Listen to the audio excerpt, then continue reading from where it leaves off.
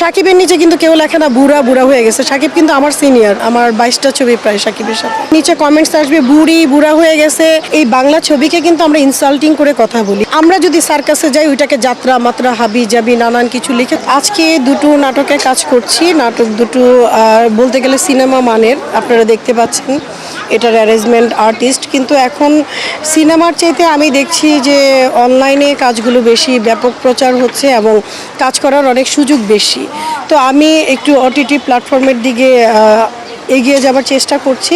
একটির নাম হচ্ছে ঝগড়াটে পরিবার, আরেকটি হচ্ছে প্রতিবাদী নারী। এই কাজ দুইটি আমার চ্যানেলে যাবে, আর চ্যানেলের নাম হচ্ছে রত্না কবির ইউটিউব চ্যানেল।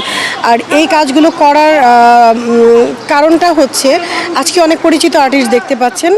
এটার কারণ হচ্ছে এই পরিচিত আর্টিস্টের মাঝখানে আমরা দুইজন রেখেছি একদম অপরিচিত, যারা শিল্পী সমিতির সদস্য, যাদের মেধা আছে কিন্তু তারা কাজ করার সুযোগ পাচ্ছে না।